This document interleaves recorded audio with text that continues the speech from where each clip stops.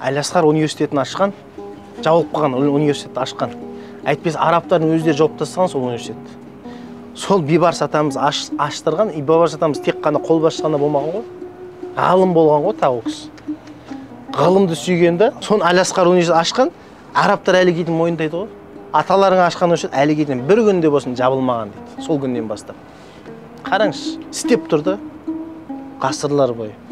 Біздің аталарымыз соншалықты өзіміздің қарабасы ғана емес, елімізге ғана емес, басқа елдерге пайдасын беріп кеткен ғой дейді. Қараңызшы, неткен сондай дана, мықтылық, әлемдік деңгейге жетіп шыққан ғой, даналығы жаңа әлемдік деңгейге де, басқа елдерге де пайдасын тигізгенді, өзіміздің елге ғана емес. Қараңызшы, Бейбарыс атамыздан кейін 22 қолбасшы басқарады. Мәмлүктерден, қазақтар бәрі. Бәрі қазақ, 22 қолбасшы. Сонда қолбасшылардың ішіндегі Қайтбай деген ата болған. Ол кісі қазақ. Кәдімгідей қамалы бар, ол кісінің үлкен өзінің атынан қалған. Сол кісі түс көреді ғой, пайғамбарымыз салам, ей Қайтбай, мені зиярат етпейсің бе дейді ғой. Пайғамбарымыз мені шақырып жатыр. Және бір рет ұйықтайды, және бір рет түс көреді. Пайғамбар және бір рет шақырады. Бүкіл әскерін алады да Мединеге қарай жолыққа шығамыз дейді ғой. Пайғамбармен бекер-бекер шақырып жатқан жоқ. Сонымен пайғамбарымыз Мединесіне барып, пайғамбарымыз зиярат етеді, сөйтеді де көңілі сонда да тынышталмайды. Сөйтіп әскерлеріне бұйырады. Бүкіл үйді тынтып шығыңдар, бір нәрсе болып отыр бұл жерде, пайғамбарымыз бекерден шақырады.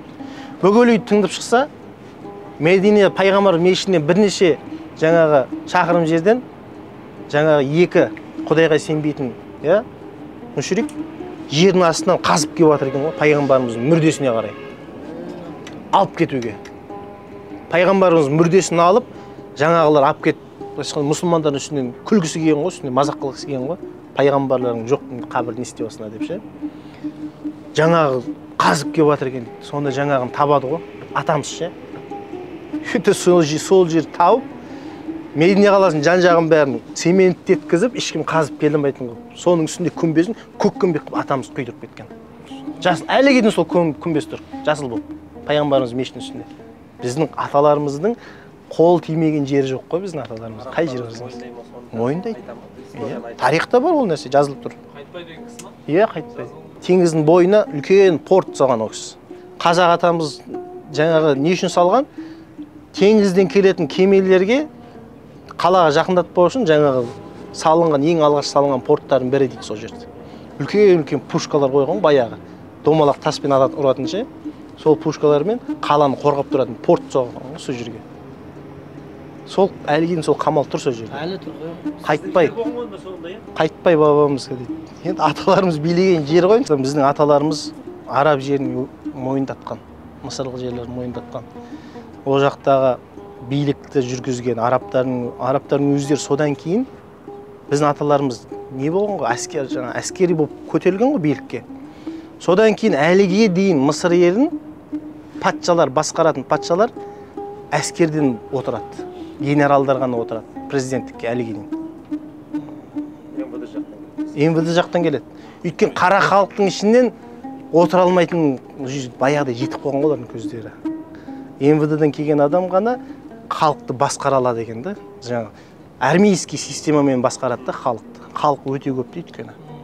Ол халыққа баяғыдай тек о жердің бәрі басып алына берген, өшін жау көп келген мемлекет қой жер. Ағылшындар басып алған о жерде, француздар басып алған қаншама. Сөйтіп о жер басып ала бер, халық былайша айтқанда о жер тек қана жаңағы МВД жақтан ғана келіп отыратын сондай нелер ғана патшалар отырады. Арабтардың оқығандары, білімділері. Қазақ десең білет сразу. Бейбарыс сендеткі дейді. Қара халықтың ішінде көпшілігі білімнен алыстаулары білмейді, ажыратамайды. Біздің қазақ жаңағы мәмлүк қазақтың несінен шыққан екендігін оқығандары, тарихты білгендері ғана сразу мойындайды. Қазақтың десең, сен біздің елімізге пайдаң тиген халық. Біздердікі екендігін 100% екенін не да? Жаңағы Аль-Асқар университетінің кіретін үлкен екі есігі бар. Есіктер көп, кішкентай есікте кіретін. Ресми есік үлкен үйге. Біреу алдынан кіретін үлкен есік. Сол үлкен есіктің үлкен қақпасы бар, ағаш. Сол қақпадан кейінгі екінші есік бар, коридор, ұзын екі коридор. Екінші есіктің үстіне Қайтпай баба деп жазып болған. Қазақтың оюымен үстіне ағаш өз уақытында қойып Сол кеткен. кездегі оюғы тағы. Сол кезде сол. Қазақтың ойын қойып кеткен жаңағы есіктің үстіне. Мен былай айтқан қазақтар осы жерді ашқан мына есік, екінші есікті. Бірінші есік арабтан өздері ашқан Әлиасқардың. Екінші есігін біз ашқанбыз, біз қойғанбыз бұның ашылуына себепкер болғанбыз Әлиасқар университетін деп. Үстіне қойып кеткен ғой, таңба қойып кеткен ғой. Оны кім таласады қазақтың оюымен? Ағашты ойып тұр, әлі кейін тұр ол. Ол кейіннен қойылған емес, бабамыздың өзінің уақытында қойылған ағаш ол. Кәдімгі оюлап тұр. Бізде Аллаға шүкір Әлиасқарда оқып жатқан қазақтарымыздың, жастарымыздың. Енді біз ол жақ оқыдық қой, әлі кейін қазір хабарласып тұрамыз ғой. Жастарымыздың көпшілігі елге келіп, дінге қызмет етсем деген ниетте оқып жатыр. Өзбек ағайындармен де сөйлесіп дос болдық. Малазистермен де дос болдық. Достарымыз көп болды, яғни международный жер ғой жер. Көпшілігі оқып жатқан студенттердің көпшілігі өзі үшін оқып жатыр ол жақта. Әрине, адам өзі үшін өзінің бірінші надандығымен күрес өз-өзін алу керек қой. Бірақ та біздің қазақтың жігіттердің көпшілігі білім алсам, дінге қызмет етсем сол біліммен деген ниетте көпшілік. Аллаға шүкір ол қуантады бізді. Ал содан кейін ғой бізде альхамдулилля елімізде Орта Азиядан Аллаға шүкір діни басқармамыз алға шығып жатыр. Жылдан жылға пәтуасыменен де, өзінің біздің кітап шығаруменен де, біздің елімізде шығып жатқан діни басылымдағы шығып жатқан кітаптар секілді Қырғызстанда өзбекстанда өйтіп басылып жатқан жоқ жылына. Мысалы біздің муфтияттың өзінен бір жылдың басынан өзі 60 кітап басылып шықты. Бір жылдың ішінде, жарты жыл болды уже. 60 кітап. Діни кітаптар. Бұл деген сөз Аллаға шүкір үлкен жетістікке. Аллаға шүкір тыныштық болатын болса, ғалымдарымыз көбейе береді елімізде, діннің жанашырлары көбейе береді, альхамдулилля. Үлкен жаңағы Әл-Фарабидей ғалымдар шығады ғой елде иншалла. Сапа. Сандай емес қой негізі. Мен өзім басымнан өткен мысал жай ғана айтайын. Жаңадан барған кезімізде 8 бала болып бардық. Университетте оқимын деп Қазақстаннан. 8-міз 8 жердеміз. Сонда барып түстік, түскен күннің бірінші күні ертесіне бір жігіт тұрды да мен қайтам елге деді. Не болды?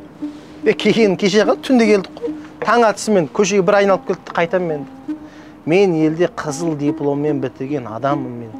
Бұндай елде мен өмір сүремін. Мен Европадағы сияқтандай көк шөптің үстінде отырып алып, қыздармен бүйтіп, кітап ашып, сөйтіп оқитын адаммын мен. Бұл арабтардың жері лас екен, шаң екен, көшенің бәрі. Шу, адам көп, не мынау оқитын жер емес деп. Ертесіне Құдай тағала әркім әртүрлі. Сол 8-міздің соңында жалғыз мен ғана қалдым ғой. Жылдан жылға әртүрлі себеппен әрқайсысы әртүрлі қайтып кете береді. Египетке баратын адамға мен мына нәрсені айтқым келеді. Көп адам барып келіп жатқандар бар бізде. Ана туристке жағынан теңізге қыдырып барып қайтады. Мұсылман адам мынандай нәрсе болады. Мұсылман адам бал ара сияқты болу керек деймін да. Бал араны жаман бөлмеге кіргізіп қойсаң, ол бал ара не істейді? Іздеп жүріп ең таза жерге барып қонады да ол ше. Жаман лас бөлмеде тұрса да. Ал біздер қазір уақытта қоғамда кейбір кісілер бар, шыбын сияқты болып кеткен да. Таза нәрсенің үстінде тұрса да, іздеп жүріп ең лас жерге барып қонғысы келеді да, барып ше, лас жерін іздеп жүреді. Қай жерде не лас бар, соны айтқысы келіп тұрады да. Египет десең, ой, білемін Египет. Анау, мынау деп жаман жағын. Кез келген елдің жаман жағын айтсаң, түзіп айта аласың ғой. Ешкімнен артық емес, асып тұрған жер жоқ қой, әрине. Олардың да бізден асқан жері бар, біздің де олардың асқан жеріміз бар, қасиетті жақсы жерлеріміз бар. Әр нәрсенің жақсы жерін ала білсең, түсіне білесің да даналықты. Египеттің не нәрсесімен бізден артық? Мысыр елі. Мысыр елінің артықтылығы ол жердің ғалымдар, қаншама Әлиасқардан шыққан үлкен қаншама ғалымдар, ислам дініне үлес қосқан ғалымдардың еңбектер, кітаптары музейде сақталып тұр, өзінің қолымен жазылған кітаптар. Үлкен музейі бар. Сол жері сақталып тұр. Яғни оны трос кітаптар деп айтады біздің тілде, ғылыми тілде. Трос кітап деп айтады, ғылыми тілде. Сол трос кітаптарды оқу арман студенттер Әлиасқар университетінде. Өйткені ол кітаптың, мысалы, оригинал кітап, жаңа ғалымның кітабы неде тұр ғой өзінің қолымен жазған. Не үшін бас сол кітаптың жаңадан шыққан түрін оқығысы келмейді шәкірттер? Өйткені кітаптың өзінің кітап оқушыларының арасында мынандай ұғым бар.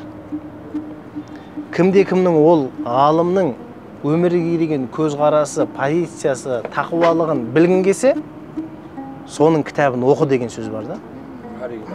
Иә, оның сол кітабын оқып отырып, сөздерін құрастыруында, кімге басымдылық, қандай тақырыпқа басымдылық берген сөздерін кітабының ішінде, соның бәрін оқуменен жаңа ғалым сияқты көзқарасқа қарай аласың ғой жаңа нәрсеге, мысалға, кез келген мәселеге. Мысалы, ғалымдардың кейбір ғалымдар бар, мысалы, өзінің заманында патшаға жақын болған ғалымдар, патшаға жақында оқып кітап жазады екен да, біледі екен, кітабын оқып, мына ғалым патшаға жақын болған ғалым екен, түсінікті. Бұл жаңа патшаға ұнайтын сөздер айтқан екен кітапта тек қана. Ал кейбір ғалымдар болады, патшадан қорықпаған екен мынау. Ол патшамен санасқан екен, патшаны мойындатқан екен, патша бұны ғалым деп сыйлаған екен деген сөзі сондай жазған кітабынан ақ оның өмірлік ұстанымын біліп отырады кітапта. Кітап сөйлейді ғой былайша айтқанда.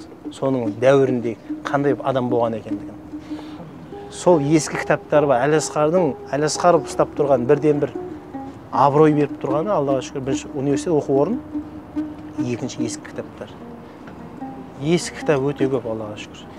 Ескі кітаптардың бір және бір қай жер еді? Сирия не болды? Өзіміздің мұсылманның қолымен өзіміз мұсылманын естеді, қылқындырып быт-шытымыз шығарды. Өзімізге өзіміз айдап салды. Сирия елі әлем бойынша ислам өлкесіндегі білім ордасының бірден бір қыбылыларын бір сол жерде еді негізінде. Қаншама ғалымдар шыққан Дамасктан, қаншама еңбектер, кітаптар бар еді, жоқ болды. Быт-шыт шықты. Қазір Мысыр елі тұр. Өзіміздің қолымызбен өзімізді бұғындыр, өзімізді, кітап былайша айтқанда біздің қазағымыздың отырардағы кітапхана не үшін біздер әлі екенін айтамыз. Өйткені кітап біздердің баяғы заманда негізінде кім екеніміз есімізге түсіреді кітап. Тарихын кім екенін кітапты ашасында түсіне бересің, мен атам мынандай болған екен. Исламның ғалымдарын кітабын ашамыз да тарих. Ислам ғалымдары мынандай болған екен. Біз де сол нәрсені ұстануымыз керек. Сол кітап арқылы біз позициямыз, өмірлік бағытымызды бекітеміз. Сол кітап ғалымдардың ұстанымы сияқты болып. Кітап құрса, негізгі архив кетсе, бітті былай қарап. Кім сияқты өмір сүретінін білмей қаласың. Қайттан жаңадан ондай адам болып құрылып, ондай кітаптар, мен осындай жолға, осындай жолмен жеттім, тақуалық жолға деп кітабыңды жазып, жаңа хадистердің бәрін түзіп шалып жүр. Жаза ма, жазбай ма ол адам одан кейінгі адам. Әрбір елдің өзінің тарихи құндылығы, өзінің баяғы кітаптары ғой негізінде, ғалымдарының жазып кеткен. Ол тарихта болсын, исламда болсын, кез келген пәннің, ғылымның өзінің еңбегі, негізгі құндылығы, байлығы кітабы ескі. Сол ескі кітабын жоғалтып алсаң, біттің ары қарай негізгі өмірін қалай өмір сүретінін ұмытып қалады деген